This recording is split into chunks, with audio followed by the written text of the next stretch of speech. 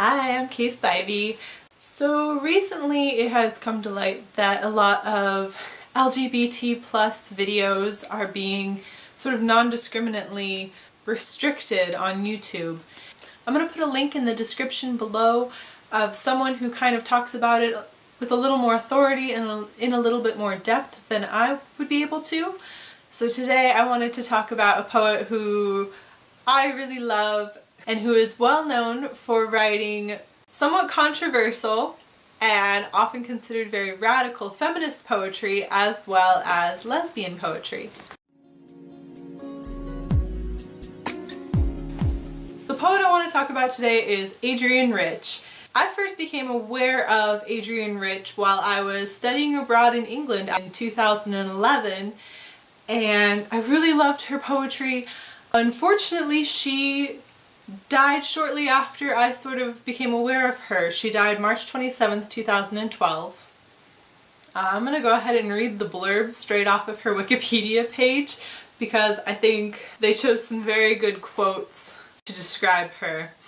She was called one of the most widely read and influential poets of the second half of the 20th century and was credited with bringing the oppression of women and lesbians to the forefront of poetic discourse. Some background on her. She was homeschooled as a child. After high school, she went to Radcliffe College, and this again I'm going to read right from Wikipedia, where she focused primarily on poetry and learning writing craft, encountering no women teachers at all. Which is very interesting because she went on to be this very radically, at least for the time, very radically feminist poet. Something very interesting about Adrienne Rich is that in 1953, she actually married a man, and she was married to him until his death, which I believe was 1970. And 6 years after that, she started living with her partner, a woman named Michelle Cliff. Her poetry during those times was maybe considered more controversial than what she had been writing before, which was considered still very feminist and radical. But she started writing lesbian poems.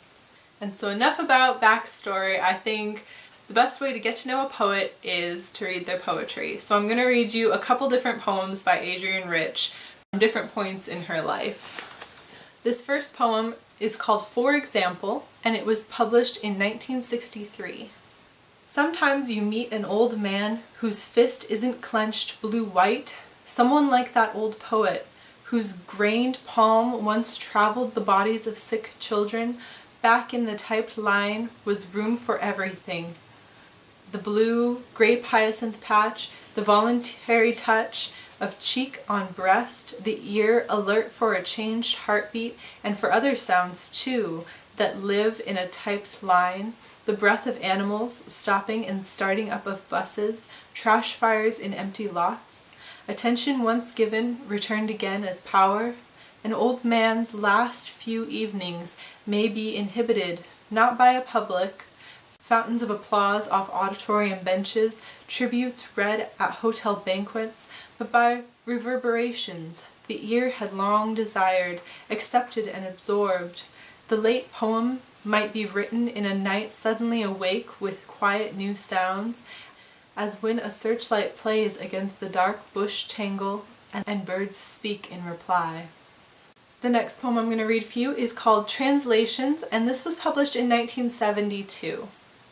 You show me the poems of some woman, my age or younger, translated from your language. Certain words occur, enemy, oven, sorrow, enough to let me know she's a woman of my time.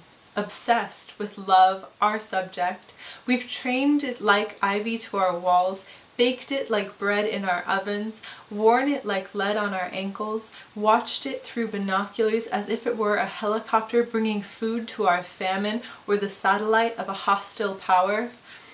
I begin to see that woman doing things, stirring rice, ironing a skirt, typing a manuscript till dawn, trying to make a call from a phone booth. The phone rings endlessly in a man's bedroom, and she hears him telling someone else, never mind, she'll get it. Hears him telling her story to her sister, who becomes her enemy and will in her own way light her own way to sorrow, ignorant of the fact this way of grief is shared, unnecessary, and political. I love that poem. That's one of my favorites. And I'm going to read one more poem for you so you can kind of get a big span of her lifetime and her active works. This poem was published in 1995. There's a place between two stands of trees where the grass grows uphill and the old revolutionary road breaks off into shadows near a meeting house abandoned by the persecuted who disappeared into these shadows. I've walked there picking mushrooms at the edge of dread, but don't be fooled. This isn't a Russian poem. This is not somewhere else but here. Our country, moving closer to its own truth and dread, its own way of making people disappear. I won't tell you where the place is, the dark mesh of the woods, meeting the unmarked strip of light, ghost-ridden crossroads, leaf-mold paradise. I know already who wants to buy it, sell it, make it disappear. And I won't tell you where it is. So why do I tell you anything? Because you still listen, because in times like these, to have you listen at all, it's necessary to talk about trees. And if I didn't mention before, Adrienne Rich is an American poet, and because this is also very relevant for today, in 1997 Adrienne Rich declined the National Medal of Arts as a protest against the House of Representatives trying to end the National Endowment for the Arts. And that is something that is currently happening once again. And hopefully there are enough people championing for the National Endowment for the Arts that it will remain alive and active for future generations to come and enjoy and learn art and poetry and writing and all of that great stuff. So that was my feature on Adrienne Rich. If you would like me to do any features on poets or other writers in the future, please let me know in the comments.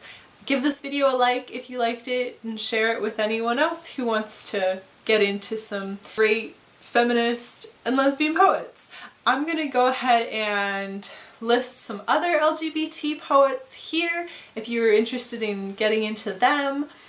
And that's it. Be sure to subscribe and I will see you on Saturday. Thanks, bye!